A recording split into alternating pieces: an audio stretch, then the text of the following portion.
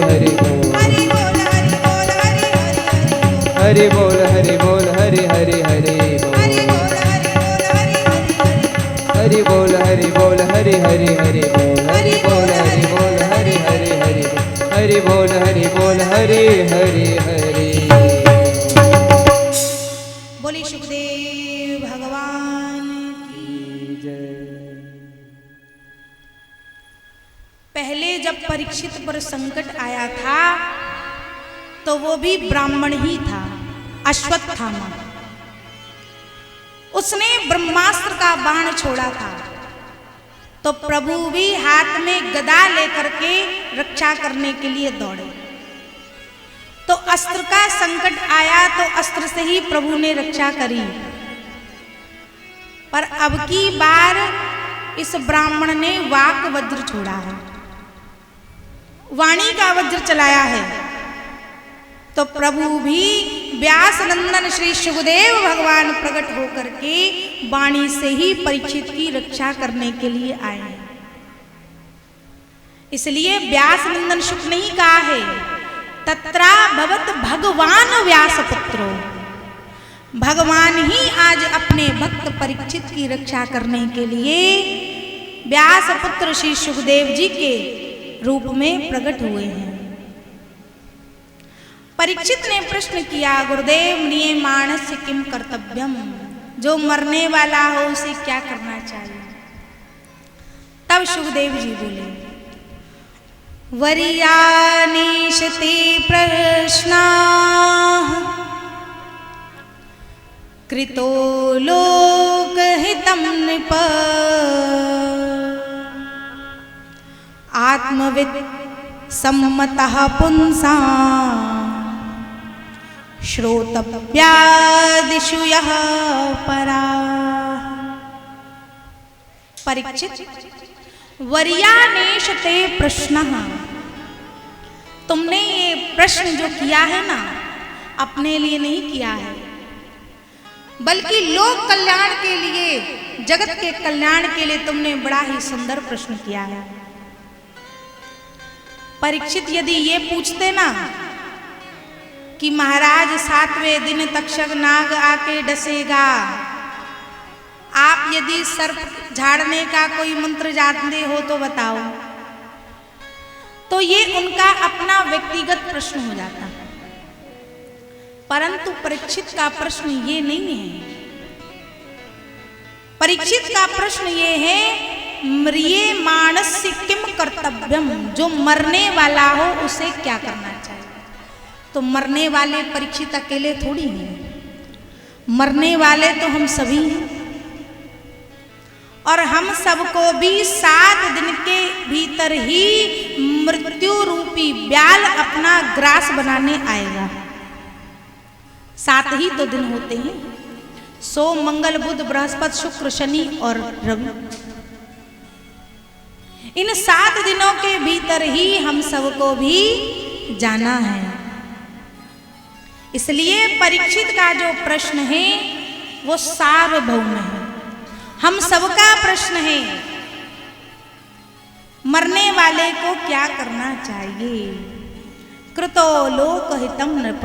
राजन, तुमने जगत के कल्याण के लिए बड़ा प्यारा प्रश्न किया है। सुनो, जो प्राणी वास्तव में मृत्यु के भय से मुक्त होना चाहे तो 3 बातों का अभ्यास करें। कौन कौन सी। तस्माद् भारत सर्वात्मा भगवान ईश्वरो हरि श्रोतव्यः कीर्तितव्यश्च स्मर्तव्यश्च इच्छता भयम्। राजन, जो मृत्यु के भय से अभय चाहता है वो माधव की शरण में आ जाए, क्योंकि माधव मृत्यु के पति हैं। अब प्रश्न ये है कि माधव की शरण में आया कैसे जाए, क्या किया जाए उसके लिए। तो पहला सूत्र देते हैं सुखदेव जी, श्रोतव्य, जो आप सभी कर रहे हैं। भगवान की कथा सुनो। भगवान की मधुर मधुर लीलाओं को, चरित्रों को सुनो, क्योंकि सुनोगे तभी तो जानोगे प्रभु का स्वभाव कैसा है, प्रभु का स्वरूप कैसा है, उनका प्रभाव कैसा है। क्योंकि जाने बिनु ना हुई परतीति, और बिनु परतीति हुई नहीं प्रीति। बिना जाने किसी में प्रेम जागृत नहीं होता। पर जन्म जन्मांतरों से जो इस संसार में रति है, वो परमात्मा की ओर मुड़ेगी कैसे? क्योंकि जो मन है ना, बड़ा कठोर है, बड़ा निष्ठुर है। ये मन जल्दी से भगवान की ओर मुड़ता नहीं है। तो इस मन को भगवान की ओर मोड़ा कैसे जाए? क्या किया जाए उसके लिए? उदाहरण से समझिए, प्रेम से कहिए जय श्री कृष्ण। जय श्री कृष्ण। लोहा बड़ा कठोर होता है, पर लोहा से यदि कोई कुल्हाड़ी या औजार आदि बनाना है तो लोहे को तोड़ना मरोड़ना तो पड़ेगा। बिना तोड़े मरोड़े तो उससे औजार बनेगा नहीं। तो क्या करें? बोले लोहे को पहले अग्नि में तपाओ, और जब अग्नि में अच्छी तरह से लोहा तप जाए तब उसमें द्रवता आ जाती है, लालिमा आ जाती है। और जहां लोहा में लालिमा आ जाए, द्रवता आ जाए, समझ लो लोहा गर्म है, मार दो हथौड़ा। और जो हथौड़ा मारा कि जैसा चाहोगे वैसा मुड़ जाएगा, जो बनाना चाहोगे सो लोहा बन जाएगा। पर बिना अग्नि में तपाए तो लोहे को मोड़ना बड़ा कठिन है। इसी प्रकार इस मन को भी यदि भगवान की ओर मोड़ना चाहते हो तो पहले श्रोतव्यः, सुनो। पहली सीढ़ी यही है, श्रवणम। सुनोगे तभी जानोगे। और जहां भगवान की लीलाएं सुनते सुनते आपके मन में भी द्रवता आ जाए, भगवान के मन में भगवान की कृपा सुनकर के, भगवान की महिमा सुनकर के ये मन जब पिघल जाए ना आपका मन, तो समझ लो लोहा गर्म हो गया। उसी समय इसे विवेक का हथौड़ा मारो, समझाओ इसे। अरे जिन माधव की महिमा सुन सुन करके आज तो इतना मुग्ध हो रहा है, तो उन माधव का भजन क्यों नहीं करता? गोस्वामी श्री तुलसीदास जी अपने मन को ही श्रोता बना करके कथा सुना रहे हैं। तुलसीदास जी का जो श्रोता है ना, वे उनका मन ही है। अहिल्या का उद्धार करके राम जी जा रहे हैं, और इसका वर्णन करते करते गोस्वामी जी का मन पिघल गया।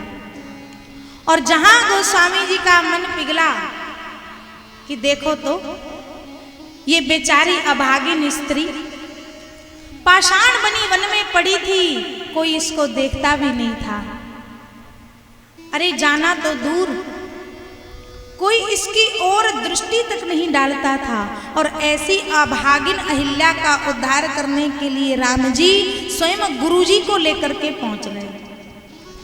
इसका वर्णन किया, गोस्वामी जी का मन पिघल गया। अरे देखो तो राम जी कितने दयालु हैं, कितने कृपालु हैं, ऐसा तो दूसरा संसार में दूसरा कोई हो ही नहीं सकता। और जहां उनका मन पिघला तहां उन्होंने मन को फटकारा। अस प्रभु दीन बंधु हरि, कारण रहित दया, तुलसीदास सठ ते ही बजू, छाड़ कपट जंजा। अरे तुलसीदास यहाँ अपने मन को सठ संबोधन कर रही हैं। तुलसीदास जी कह रहे हैं, अरे सठ मन तो कितना ढीठ है। जिन राम जी की महिमा सुन सुन करके आज तो इतना पुलकित हो रहा है, आज इतना मुग्ध हो रहा है कि राम जी कितने दयालु हैं, कितने कृपालु हैं। और जब उन्हीं राम जी का भजन करने का नंबर आता है तो तू इधर उधर भाग जाता है। आप यहां बैठे कथा सुन रही हैं, आपका मन कहीं नहीं जा रहा,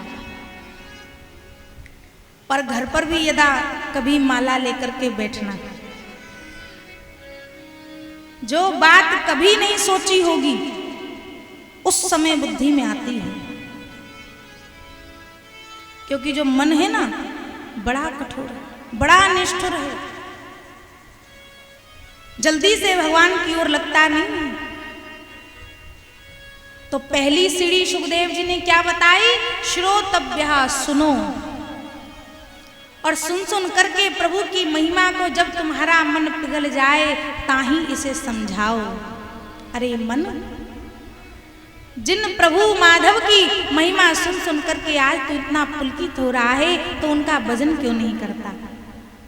क्योंकि इस समय आपका मन पिघला हुआ है, प्रभु की महिमा से प्रभावित है, वो आपकी हर बात मान लेगा।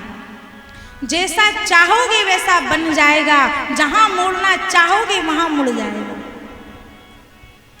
श्रोतव्य, सुखदेव जी कहते राजन, जो मृत्यु के भय से मुक्त होना चाहे तो सबसे पहले भगवान की कथा सुने, उनकी महिमा सुने, और सुन सुन करके जब मन पिघल जाए तब कीर्तितव्यश्च, दूसरी सीढ़ी, फिर गायन करे।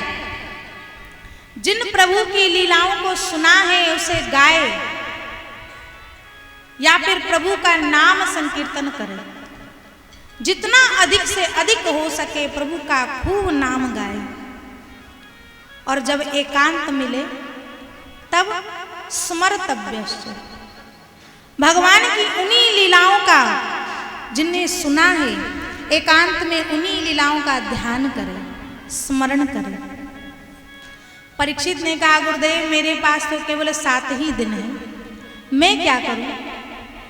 सुखदेव जी ने कहा राजन, खट्वांगो नाम राज ऋषिर ज्ञातवैता मिहायुषा मुहूर्तात् सर्वमुत्सृज्य गतवान भयं हरिम।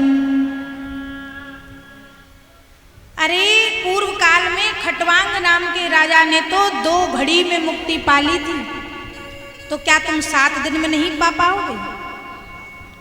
इतने संत महात्मा गंगा तट पर बैठे थे, कोई निर्णय नहीं कर पाया कि क्या किया जाए, पर 16 वर्षीय श्री सुखदेव जी कहते हैं राजन 7 दिन तो बहुत हैं, अरे कल्याण तो 2 घड़ी में भी किया जा सकता है। तो सोचो परीक्षित का कितना बल बढ़ गया होगा। वो तो घबरा गए थे कि 7 दिन में भला क्या कर पाऊंगा, कौन सा साधन करूंगा, कैसे कल्याण होगा। पर सुखदेव जी कहते राजन साधन बहुत हैं। प्रेम से कहिए जय श्री कृष्ण। जय श्री कृष्ण। इसके बाद सुखदेव जी ने विस्तार से सद्यो मुक्ति क्रम मुक्ति का मार्ग बतलाया, किस कामना से किस देवता का यजन करना चाहिए ये भी विस्तार से बतलाया है। अन्न की कामना है तो अदिति माँ की उपासना करो, सुंदर रूप चाहते हो तो गंधर्वों की उपासना करो, और लक्ष्मी चाहने वालों को माया देवी की उपासना करनी चाहिए, और ब्रह्म तेज के इच्छुक को देवगुरु बृहस्पति की उपासना करनी चाहिए। दाम्पत्य जीवन सुखमय चाहते हो तो माता भवानी की उपासना करो, और यदि कुछ नहीं चाहते हो तो भगवान नारायण की उपासना करो। अकामः सर्व कामो वा मोक्ष काम उदारधीः तीव्रेण भक्ति योगेन यजेत पुरुषं परम। एक किसी कामना की इच्छा है तो कोई एक देवता है, पर हमारी एक कामना थोड़ी है, हमारी तो अनेकों कामनाएं हैं। बहू के पुत्र भी चाहिए, व्यापार भी बढ़िया चाहिए, धन भी चाहिए, पुत्री भी अच्छे घर में चली जाए, ये शरीर भी निरोग रहे, अनेकों कामनाएं रहती हैं हमारी। इसलिए सुखदेव जी कहते राजन, कोई एक कामना के लिए एक देवता है, पर बुद्धिमान पुरुष को चाहिए अकामः सर्व काम होगा। चाहे सकाम हो, इच्छा की पूर्ति हेतु हो, या फिर निष्काम हो, बिना किसी इच्छा के हो, मनुष्य मात्र को, जीव मात्र को भगवान नारायण की ही उपासना आराधना करनी चाहिए। प्रेम से कहिए जय श्री कृष्ण। जय श्री कृष्ण। क्योंकि ये मनुष्य शरीर केवल आराधना उपासना के लिए ही मिला है। अब परीक्षित ने कहा, गुरुदेव ये बताइए भगवान इस संसार की रचना कैसे करते हैं? इस अद्भुत संसार को प्रभु ने बनाया कैसे है? अब श्री सुखदेव जी को स्मरण आ गया। हम कथा तो स्मरण कर दिए, पर मंगलाचरण तो किए ही नहीं। अब श्री सुखदेव जी भगवान का मंगलाचरण करने लगे, ध्यान करने लगे। क्यों? क्योंकि पहले परीक्षित का प्रश्न था कि मरने वाले को क्या करना चाहिए, तो सुखदेव जी ने बता दिया। पर अब परीक्षित प्रश्न कर रहे हैं कि भगवान इस संसार की रचना कैसे करते हैं, और भगवान के स्वरूप का, वैभव का वर्णन, उनकी महिमा का वर्णन उनकी कृपा के बिना कर पाना संभव नहीं है। इसलिए अब श्री सुखदेव जी महाराज भगवान का ध्यान कर रहे हैं। यत् कीर्तनम यत् स्मरणम यदीक्षणम यद वंदनम यद श्रवणम यदर्हणम लोकस्य सद्यो विधुनोति कलमशम तस्मै सुभद्र श्रवसे नमो नमः। तपस्विनो दानपरा यशस्विनो मनस्विनो मंत्रविदः सुमंगलाः क्षेमं न विन्दन्ति विना यदर्पणम् तस्मै सुभद्र श्रवसे नमो नमः। सुखदेव जी कहते हैं कि जिन प्रभु का श्रवण, कीर्तन, अर्चन, वंदन, दर्शन करने मात्र से जीव के समस्त पाप ताप संताप नष्ट हो जाते हैं, ऐसे प्रभु के श्री चरणों में मैं बारंबार प्रणाम करता हूँ, वंदन करता हूँ। और ऐसी अद्भुत प्रभु की महिमा का ध्यान करने के बाद अब श्री सुखदेव जी वर्णन करते, राजन जो प्रश्न तुमने हमसे किया है ना, यही प्रश्न एक बार नारद जी ने अपने पिता ब्रह्मा जी से किया था। और तब ब्रह्मा ने अपने प्रिय पुत्र नारद को सृष्टि प्रक्रिया बहुत विस्तार से श्रवण कराई। पुत्र नारद, तुम मुझे ही इस संसार का विधाता समझते हो, पर यह बात पूर्णतः सत्य नहीं है। इस संसार में जो भी कुछ हो चुका है, जो भी कुछ हो रहा है और आगे जो भी कुछ होगा, वो सब परमात्मा भगवान नारायण की इच्छा से ही होता है। जितने भी साधन हैं सब भगवान नारायण की प्रसन्नता के लिए ही किए जाते हैं। और उन्हीं भगवान नारायण की इच्छा हुई, एको हम बहुत श्याम हैं, मैं एक से अनेक हो जाऊं। तो उसी समय भगवान की नाभि से एक कमल प्रकट हुआ और कमल में मेरा जन्म हुआ। ब्रह्मा जी भगवान की नाभि कमल से प्रकट हुए और प्रकट होते ही इधर उधर देखने लगे तो चारों दिशाओं में ब्रह्मा जी के 4 मुख प्रकट हो गए। चारों दिशाओं में देखना चाहा, पर चारों ओर उन्हें जल और वायु के अतिरिक्त कुछ नहीं दिखाई दिया। तब ब्रह्मा जी ने सोचा, जिस कमल पर मैं बैठा हूं उसका तो कोई आधार होगा। तब ब्रह्मा जी कमल नाल में प्रविष्ट कर गए और वर्षों तक घूमते रहे, पर उस कमल का भी कोई आधार नहीं मिला। तब ब्रह्मा जी के कान में 2 शब्द सुनाई पड़े, तप। तप। ब्रह्मा जी घोर तपस्या में संलग्न हो गए। 10,000 वर्षों तक ब्रह्मा जी ने घोर तप किया और उनकी तपस्या से प्रसन्न होकर के भगवान नारायण ने अपनी वाणी ब्रह्मा जी के हृदय में प्रकट करी। भगवता प्रोक्तम भागवतम, जो भगवान नारायण ने ब्रह्मा जी को दिया वही भागवत, इसे कहते हैं चतुश्लोकी भागवत। अहमेवा समेवाग्रे नान्यद यद सद सत्परम, पश्चादहं यदेचच्च यो वशिष्येत सोऽस्म्यहम्। विस्तार से भगवान नारायण ने ब्रह्मा जी को चतुश्लोकी भागवत समझाई और इसके बाद भागवत जी के 10 लक्षणों का वर्णन किया है। अत्र सर्गो विसर्गश्च स्थानम पोषणमूतयाः मनवंतरेशानु कथा निरोधो मुक्तिराश्रयः। ये सब भागवत जी के 10 लक्षण बताए हैं। और अब तृतीय स्कंद में वर्णन आता है कि भगवान जल्दी किसको मिलते हैं, भगवान को प्रसन्न कैसे किया जाए, प्रभु रीझते किस पर हैं। कोई कहता है पवित्रता से रहो, शुद्धता से रहो, तो प्रभु बहुत जल्दी रीझ जाते हैं। पर भगवान की कृपा तो जंगल के कोल भीलों पर भी हो गई। राम जी ने जंगल के कोल भीलों को हृदय से लगाया है। कोई कहता है जब बूढ़े होंगे तब भजन करेंगे। बूढ़े लोग बैठ बैठ करके भजन करते हैं और भगवान उन पर कृपा करते हैं। तो ध्रुव जी महाराज तो भगवान को 5 वर्ष की अवस्था में ही प्राप्त कर लिए थे। 5 वर्ष की अवस्था में ही भगवान ने ध्रुव जी पर कृपा कर दी। कुछ लोग कहते हैं भगवान ज्ञानियों को, विद्वानों को मिलते हैं। तो गजेंद्र कौन से विश्वविद्यालय में पढ़कर के आया था? शबरी ने कहाँ वेद पढ़े थे? कोई कहता है भगवान धनियों पर रीझ जाते हैं। तो सुदामा जी तो गरीब थे, उन पर कैसे रीझ गए? कोई कहता है भगवान उच्च जाति देखते होंगे, ब्राह्मणों को मिलते हैं। तो विदुर जी तो दासी पुत्र थे, शबरी तो भीलनी थी, उन पर कैसे रीझ गए? कोई कहता है भगवान सुंदरता पर रीझते हैं।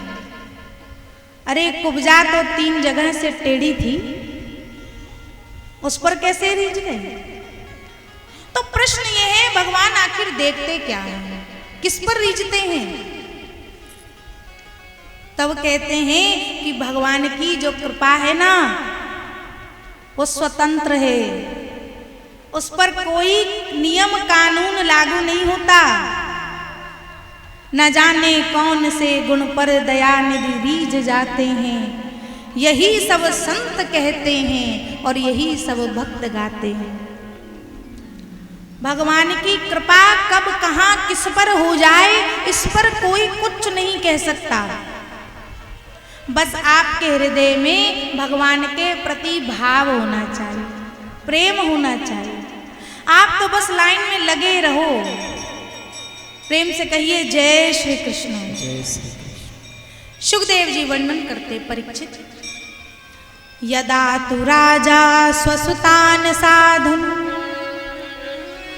पुष्णन अधर्मेण विनष्ट दृष्टिः भ्रातुर्यविष्ठस्य सुतान विबन्धून् प्रवेच्य लाक्षा भवने ददाह।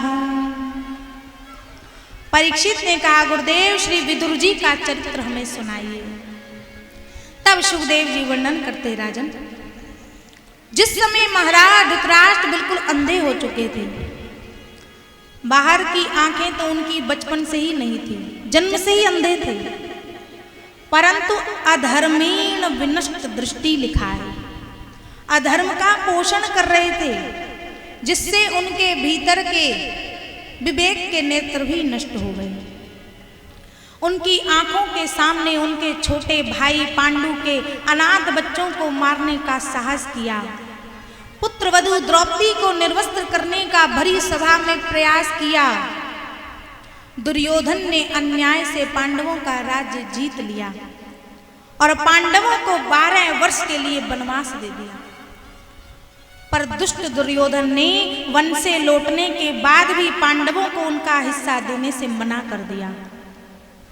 धृतराष्ट्र सब कुछ होता हुआ देखते रहे पर कुछ नहीं बोले, बिल्कुल मौन रहे।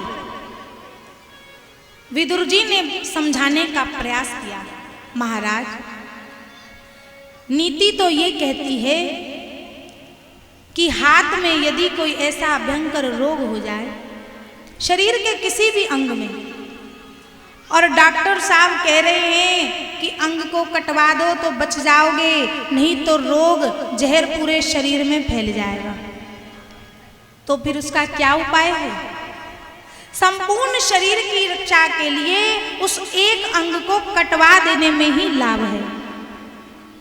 वैसे तो अपना अंग कोई नहीं काटना चाहेगा, परंतु परिस्थिति यदि आ जाए तो काटना भी पड़ेगा। उसी प्रकार ये दुर्योधन आपका पुत्र है, आपका अंग है,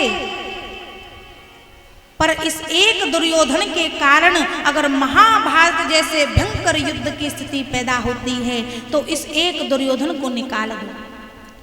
एक के निकालने से अगर अनेकों का हित होता है तो बुद्धिमानी इसी में है, उस एक को निकाल देना चाहिए। जो दुर्योधन ने सुना भरी सभा में आकर के विदुर जी पर बरस पड़ा, ए दासी पुत्र, तुझे यहां किसने बुलाया अपना परामर्श देने के लिए? निकालो इसको बाहर। और विदुर जी ने देखा दुर्योधन इतना अपमान कर रहा है पर महाराज धृतराष्ट्र बिल्कुल मौन देख रहे हैं। इसका मतलब अब इन्हें भी हमारी आवश्यकता नहीं है। और स्वयं धनुर्द्वार निधाय विदुर जी द्वार पर धनुष बाण रख करके हस्तिनापुर को त्याग करके चले गए। और सुखदेव जी कहते जो ही विदुर जी ने हस्तिनापुर को त्यागा सा निर्गतः कौरव पुण्य लब्धा, समस्त कौरव आज पुण्यहीन हो गए। और विदुर जी अपनी भवन में आए और अपनी पत्नी सुलभा को लेकर के कदली वन में चले गए और वहीं एक सुंदर पर्णकुटी बनाई और वहीं दोनों पति पत्नी प्रभु का भजन करते हुए रहने लगे। एक दिन धर्मराज युधिष्ठिर ने भगवान श्री कृष्ण को शांति दूत बना करके द्वारका हस्तिनापुर में भेजा।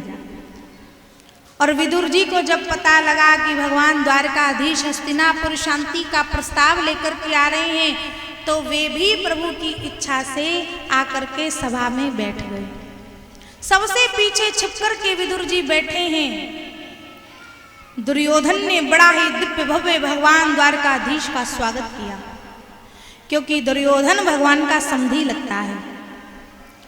दुर्योधन की पुत्री लक्ष्मणा भगवान के पुत्र जामवती नंदन शाम से ब्याही है, तो समधी होने के नाते दुर्योधन ने भगवान का बड़ा ही दिव्य भव्य अद्भुत स्वागत किया। एक बड़े से स्वर्ण के सिंहासन पर प्रभु को बिठाया। भगवान ने कहा दुर्योधन आज मैं तुम्हारा समधी नहीं बल्कि पांडवों का दूत बनकर के आया हूं। पांडव तुम्हारे भाई हैं, इसलिए आधे राज्य के अधिकारी हैं। चलो फिर भी तुम उन्हें आधा राज्य नहीं देना चाहते तो रहने के लिए केवल 5 गांव ही दे दो। और यदि 5 गांव की भी तुम्हारी इच्छा नहीं है तो चलो उन्हें रहने के लिए 5 घर ही दे दो। अरे वे तो इतने में ही संतुष्ट हो जाएंगे। और सुखदेव जी कहते राजन जो इतना सुनना था दुर्योधन तो भरी सभा में खड़ा हुआ और महाराज धृतराष्ट्र, पितामह भीष्म, गुरु द्रोणाचार्य, कृपाचार्य, दुशासन, कर्ण विकर्ण सब बैठे हैं। और भरी सभा में बोला केशव सूचक्रे नैव दास्यामि विना युद्धेन केशवः, बिना युद्ध के मैं सुई की नोक के बराबर भी भूमि पांडवों को नहीं दूंगा। भगवान भी क्रोधित हो गए और भगवान ने भरी सभा में अपना विराट रूप प्रकट कर दिया।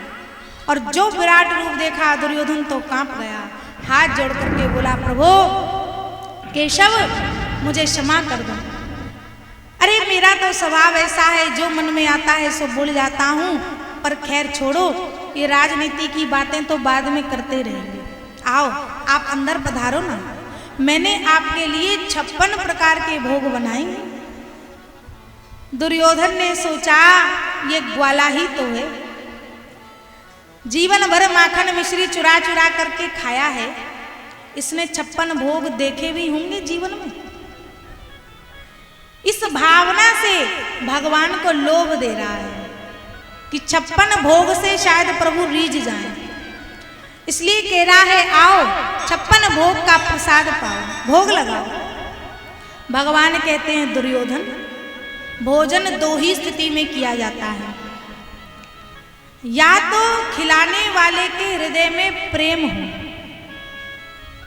कोई प्रेमी यदि भोजन का आग्रह करे ना, तो भूख ना भी हो तो भी उसका दिल रखने के लिए थोड़ा बहुत पा लिया जाता है।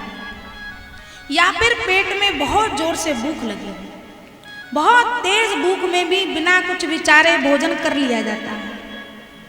पर यहाँ तो ये दोनों स्थिति नहीं है, ना ही तेरे हृदय में इतना प्रेम है कि मुझे पाना ही पड़े, और ना मेरे पेट में भूख है कि मैं भोजन कर लूं, इसलिए तेरे यहाँ तो भोजन का प्रश्न ही नहीं है। और वैसे भी आज तो हमारा निमंत्रण विदुर काका के घर है। जो विदुर जी ने सुना, अरे मैंने कब प्रभु को निमंत्रण दिया, पर जब कह रहे हैं तो भगवान का वचन मिथ्या हो ही नहीं सकता। अवश्य आएंगे प्रभु, चल करके कुछ व्यवस्था करनी चाहिए। विदुर जी सभा छोड़ करके अपनी पर्ण कुटी में आ गए और बोले देवी आज क्या बताऊं, भरी सभा में पितामह भीष्म, गुरु द्रोणाचार्य, कर्ण विकर्ण, दुशासन, दुर्योधन सब बैठे थे, और उन सबके बीच में हमारे प्यारे प्रभु बोले कि आज मेरा निमंत्रण मेरे विदुर काका के घर है। देवी प्रभु ने कहा है तो अवश्य आएंगे, मैं चल कर के कुछ व्यवस्था करता हूँ, तब तक तुम नहा धो करके जाओ, चौका लगाओ। अब विदुर जी तो चले गए और विदुरानी स्नान करने लगी। अब स्नान कर रही थी, उधर भगवान द्वारिकाधीश दुर्योधन की सभा छोड़े और पहुंच गए विदुर जी के घर। द्वार खटखटाने लगे, काकी दरवाजा खोलो। जो विदुरानी के कान में प्रभु के शब्द पड़े, विदुरानी अपनी देह का सुध ही खो बैठी, सुध बुध सब खो बैठी, और बिना वस्त्र पहने ही उसी अवस्था में दौड़ पड़ी, आकर के द्वार खोल दिया। आओ ना कन्हैया, आओ ना केशव। भगवान ने देखा, अरे ये तो मेरे प्रेम में अपने देह की सुध ही खो बैठी। तुरंत भगवान ने अपना पीतांबर विदुरानी की ओर फेंका, विदुरानी ने उसे ही धारण कर लिया। आओ ना केशव पधारो। और एक बैठने के लिए पीढ़ा उठाया और उसे उल्टा बिछा दिया, विराजिए केशव।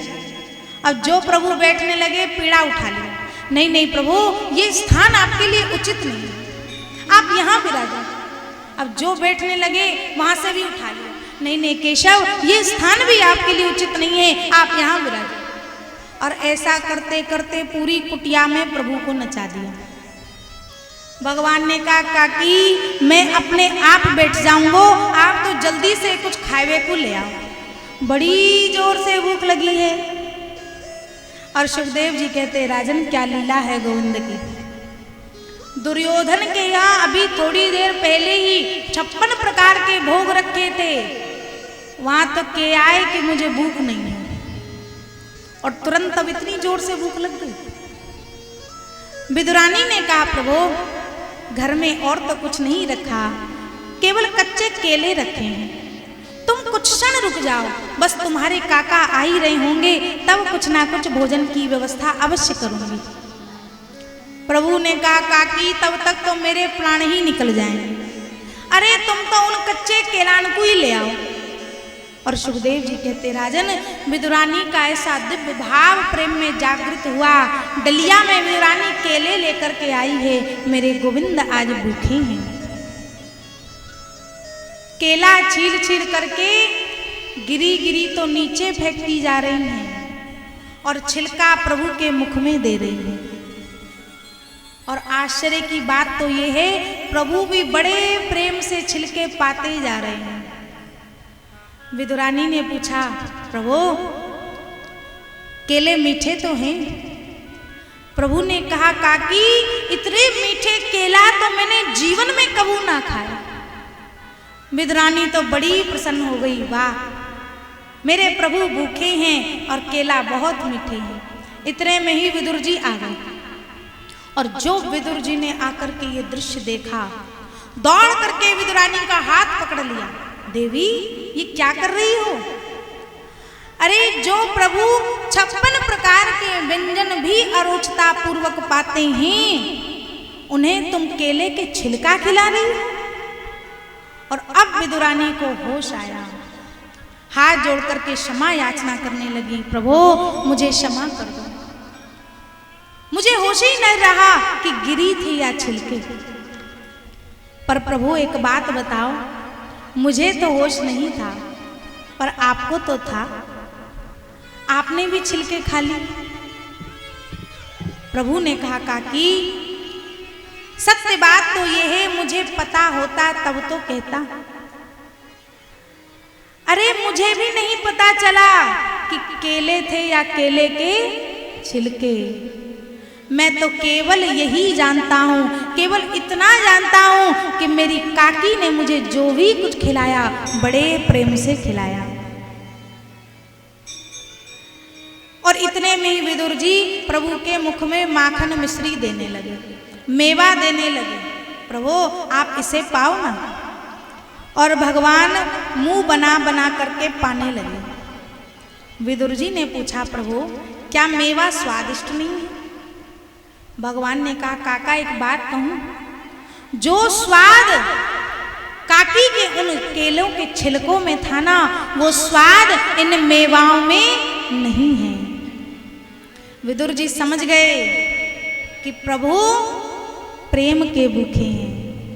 भगवान कहते हैं, प्रेम का भूखा हूं मैं और प्रेम ही एक सार है। प्रेम से मुझको भजो तो भव से बेड़ा पार है। अरे प्रेम परमात्मा से करो और जो पदार्थ है ना वो इन संसारियों को खिलाओ। ये दुनिया वाले जब आवे ना आपके यहाँ तो खूब इन्हें चकाचक मालपुआ की पंगत करा दो, खूब आपके गीत गाएंगे, खूब आपकी महिमा गाएंगे। अरे साहब हम उनके यहाँ गए और हमारा ऐसा अद्भुत स्वागत हुआ, इतना बढ़िया उन्होंने भोजन पवाया। और हम लोग संसारियों से तो प्रेम करते हैं और परमात्मा को पदार्थ दिखाते हैं। अरे आज हमने बिहारी जी का 56 प्रकार का भोग लगवाया है। अच्छा, दूसरा कहता है हमारी बहू के बेटा हो जाएगा तो हम भी 56 प्रकार के भोग लगवाएंगे। जैसे भगवान हमारे भोग के ही भूखे बैठे हैं। ब्रजवासी तो कहते हैं प्रीति की रीति रंगीलो ही जाने। प्रेम निभाना तो केवल हमारे कन्हैया ही जानते हैं। नीति प्रीति परमारथ स्वार्थ और कौ न राम समजान यथार्थ। प्रेम निभाना तो केवल हमारे राम जी जानते हैं। अरे तो जो प्रेम निभाना जानता है उससे प्रेम करो ना। पर हम तो उल्टा ही करते हैं, संसारियों से तो प्रेम करते हैं और पदार्थ भगवान को अर्पित करते हैं। प्रेम से कहिए जय श्री कृष्ण। जय श्री कृष्ण। सबसे ऊंची प्रेम सगाई, सबसे ऊंची प्रेम सगाई, सबसे ऊंची प्रेम सगाई, सबसे ऊंची प्रेम सगाई। दुर्योधन की मेवा त्यागी, दुर्योधन की मेवा त्यागी, दुर्योधन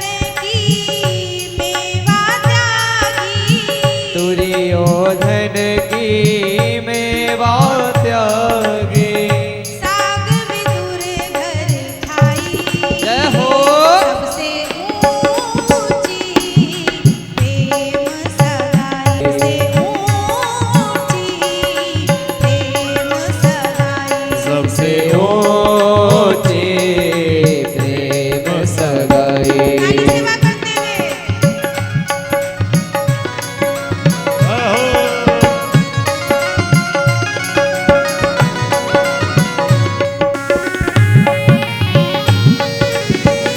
श्री राधे।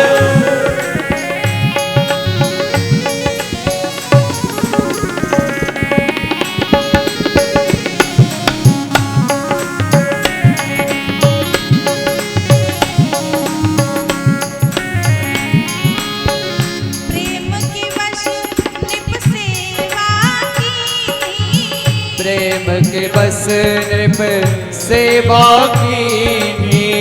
प्रेम के वश नृप सेवा की, प्रेम के बस नृप सेवा कीनी। आप बने हरि नाई, आप बने हरि नाई। सबसे ऊंची श्री राम। प्रेम सगाई, सबसे ऊंची प्रेम सगाई। सबसे ऊंची प्रेम सगाई, सबसे ऊंची प्रेम सगाई। श्री राधे।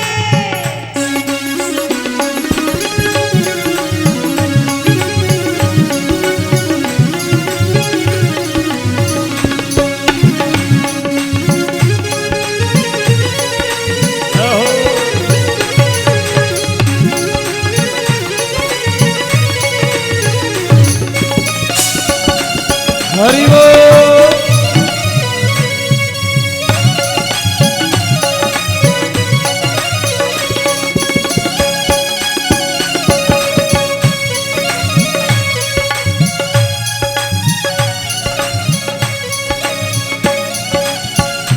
झूठे फल शबरी के खाए, सूखे फल सबरी के खाए। झूठे फल शबरी के खाए, झूठे फल सबरी के खाए। बहुविध स्वाद बताई, ओ बहुविध स्वाद बताई। सबसे श्री राम, श्री राधे। सगाई, सबसे ऊंची प्रेम सगाई। सबसे ऊंची प्रेम सगाई, सबसे ऊंची प्रेम सगाई। हरि बोल।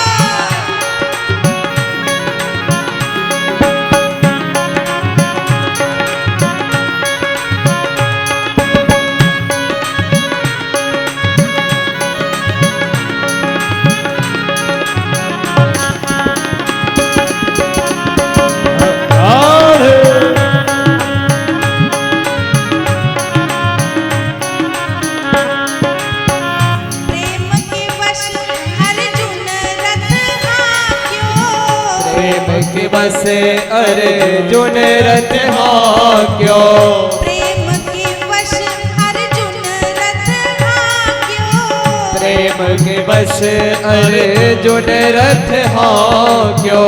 भूल गए ठकुराई, भूल गए ठकुराई। सबसे ऊंची प्रेम सगाई, सबसे ऊंची प्रेम सगाई। सबसे ऊंची प्रेम सगाई, सबसे ऊंची प्रेम सगाई। ताली सेवा करिए।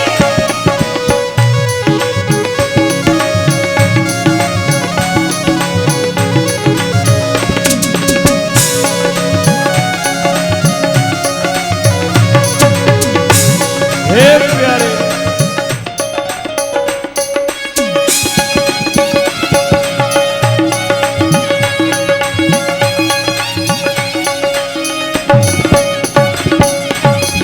राजसुयज्ञ युधिष्ठिर कीनो, राजसुयज्ञ युधिष्ठिर कीनो। राजसुयज्ञ युधिष्ठिर कीनो, राजसुयज्ञ युधिष्ठिर कीन्हो तामे झूठ उठाई आपन झूठ उठाई सबसे ऊंची प्रेम सगाई सबसे ऊंची प्रेम सगाई सबसे ऊंची प्रेम सगाई सबसे ऊंची प्रेम सगाई श्री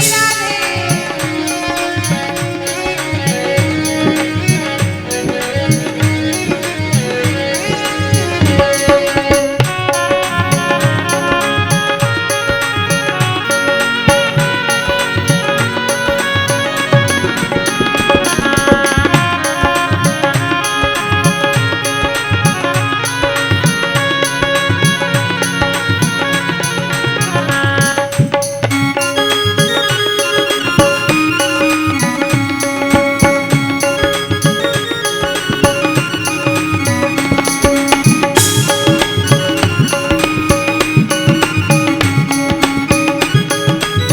ताली सेवा करिए।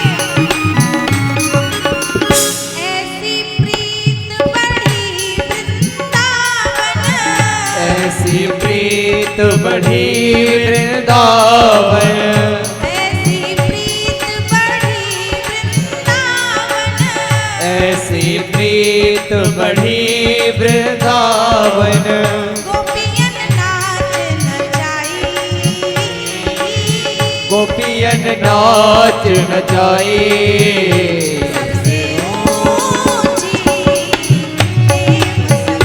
सबसे ऊंची प्रेम सगाई सबसे ऊंची प्रेम सगाई सबसे ऊंची प्रेम सगाई सबसे ऊंची प्रेम सगाई सबसे ऊंची प्रेम सगाई सबसे ऊंची प्रेम सगाई सबसे ऊंची प्रेम सगाई सबसे ऊंची प्रेम सगाई सबसे ऊंची प्रेम सगाई सबसे ऊंची प्रेम सगाई बोलिए भक्तवत्सल भगवान की जय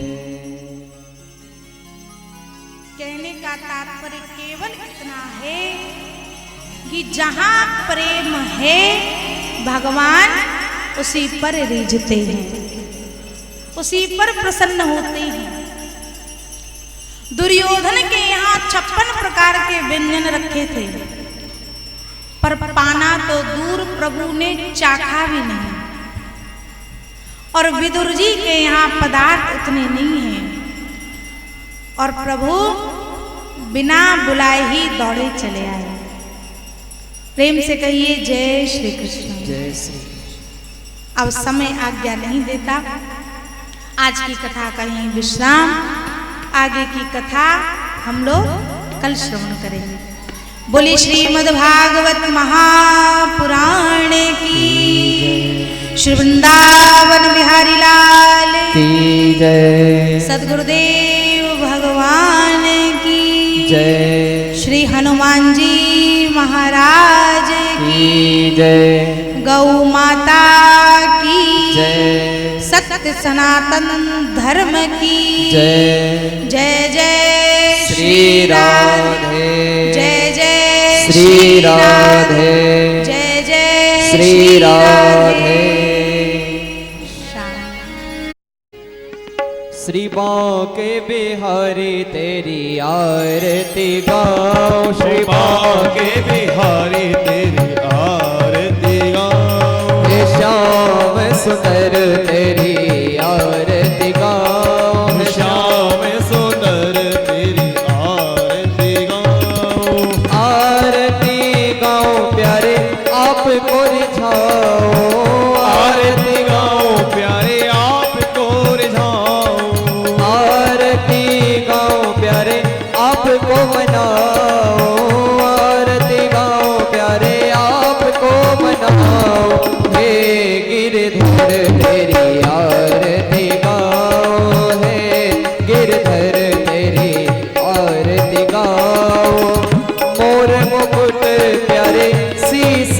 सो है, मोर मुकुट प्यारे शीस पे सो है, प्यारी बंसी मेरो मन मोह है, प्यारी बंसी मेरो मन मोह है। देख छवि बलिहारी में जाओ, देख छवि बलिहारी में जाओ, चरणों से निकली गंगा प्यारी, चरणों से निकली गंगा प्यारी, जिसने सारी दुनिया तारी, जिसने सारी दुनिया तारी। मैं उन चरणों पे दर्शन पाऊं, मैं उन चरणों आइए दर्शन पाऊं। श्री माँ के बिहारी तेरी आरती गाऊं, श्री माँ के बिहारी तेरी आरती गाऊं। दास अनाथ के नाथ आप हो, दास अनाथ के नाथ आप हो। दुख सुख जीवन प्यारे साथ आप हो, सुख सुख जीवन प्यारे साथ आप हो। श्री हरि चरणों में शीस नवाओ, श्री हरि चरणों में शीश नवाओ। श्री हरिदास के प्यारे तुम हो, श्री हरिदास के प्यारे तुम हो। मेरे मोहन जीवन धन हो, मेरे मोहन जीवन धन हो। मैं देख युगल छवि बलि बलि जाऊं, मैं देख युगल छवि भले भले जाओ। श्री माँ के बिहारी तेरी आरती गाऊं, श्री माँ के बिहारी तेरी आरती गाऊं। श्री कुंज बिहारी तेरी आरती गाऊं, श्री कुंज बिहारी तेरी आरती गाऊं। श्री श्याम सुंदर तेरी आरती गाऊं, श्याम सुंदर तेरी आरती गाऊं। श्री राधा रमण तेरी आरती गाऊं, श्री राधा रमण तेरी आरती गाऊं। हे राधा वल्लभ तेरी आरती गाऊं, हे राधा वल्लभ तेरी आरती गाऊं। श्री माँ के बिहारी तेरी आरती गाऊं, श्री माँ के बिहारी तेरी आरती गाऊं, श्री कुंज बिहारी तेरी आरती गाऊं, श्री कुंज बिहारी तेरी आरती गाऊं। श्री सनेह बिहारी तेरी आरती गाऊं, श्री सनेह बिहारी तेरी आरती गाऊं, श्री माँ के बिहारी तेरी आरती गाऊं, श्री माँ के बिहारी तेरी आरती गाऊं। ओम आराधिक्यं समर्पयामि जलेन शीतलीकरणम्। ओम द्यौः शान्तिरन्तरिक्षगुं शान्तिः पृथिवी शान्तिरापः शान्तिरोषधयः शान्तिः वनस्पतयः शान्तिर्विश्वे देवाः शान्तिर्ब्रह्म शान्तिः सर्वगुं शान्तिः शान्तिरेव शान्तिः श्यामा शान्तिरेधि। अथ मन्त्रपुष्पाञ्जलिः हरिः ओम्। जगनेन जग्नमयजन्त देवास्तानि धर्माणि प्रथमान्य सन्नाते हनाकं महिमानः सचन्तत्र पूर्वेशाद्याः सन्ति देवाः। हरिः ओम्। एकदन्ताय विद्महे वक्रतुण्डाय धीमहि तन्नो दन्ती प्रचोदयात्। हरिः ओम्। नारायणाय विद्महे वासुदेवाय धीमहि तन्नो विष्णुः प्रचोदयात्। महालक्ष्मी च विद्महे विष्णुपत्न्यै च धीमहि तन्नो लक्ष्मी प्रचोदयात्।